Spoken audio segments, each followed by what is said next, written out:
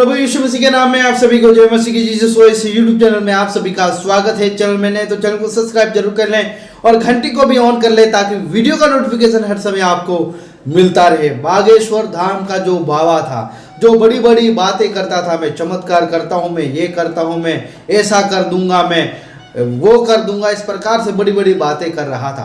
लेकिन बागेश्वर धाम को जो बाबा है उसके ऊपर संकट आ गया है, मुसीबत में फंस गए हैं बाबा। जी हाँ, पिछले दिनों में बाबा ने मिशनरियों के ऊपर, पास्टरों के ऊपर आरोप लगाया था कि ये धर्म परिवर्तन कर रहे हैं। ऐसा इस प्रकार से पास्टरों को नीचा दिखाया था, मिशनरी लोगों को नीचा दिखाया था और प्रभु यीशु मसीह को नीचा दिखाया था। लेकिन आज हम देख रहे हैं कि जो बाबा था उसके जीवन में क्या आ गया, मुसीबत आ गई, संकट आ गया है।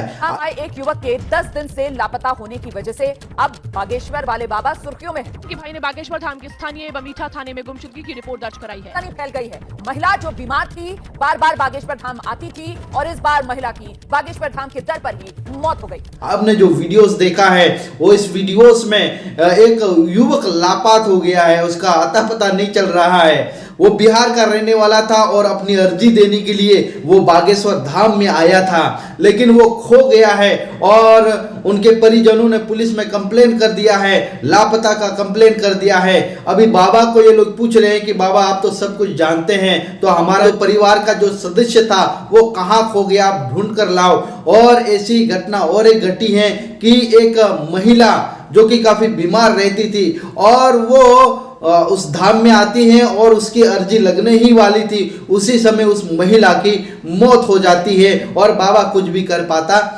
नहीं है। इसका मतलब यह है कि बाबा जो चमत्कार के नाम पर क्या कर रहा है, लोगों को धोखा दे रहा है। और बाबा जी ने खुलेआम बोला है कि मैं कोई चमत्कार नहीं करता हूं, मेरे अंदर कोई दिव्य शक्ति नहीं है, मैं लोगों के अनुभव को देखकर ही बता देता हूं, साइकोलॉजी जो बोलते हैं। और उसी प्रकार से ये बाबा ने खुलेआम बोल दिया कि मैं कोई चमत्कार करता नहीं हूं। इस प्रकार से लोगों को, जो बाबा है वो लोगों को धोखा दे रहा था। चर्च में चमत्कार होते थे, उनको ललकार रहा था कि ये लोग सनातन के आगे कुछ भी नहीं है, इस प्रकार से बोल रहा था। लेकिन चमत्कार करने वाला, मुर्दों को जिंदा करने वाला, खोए हुओं को ढूंढने वाला केवल एक ही है और वो है प्रभु यीशु मसीह। तो अभी धीरे धीरे बाबा जी की पोल खुलती जा रही है और लोग समझते जा रहे हैं कि ये जो बाबा है वो फर्जी बाबा है, क्योंकि बाबा जी ने परमेश्वर को चैलेंज किया था, प्रभु के लोगों को चैलेंज किया था। लेकिन आज जो बाबा है वो अब खुद मुसीबत में पड़ गया है। वो अब जब बाबा जी को कोई धमकी देता है, मारने की धमकी देता है, तो जो बाबा जी है वो पुलिस की शरण में जाता है। तो कई लोग सवाल करते हैं कि ये सब कुछ जानता है तो क्यों पुलिस की शरण में जाता है। बहुत सारी बातें उस बाबा जी को लोग आज बोल रहे हैं।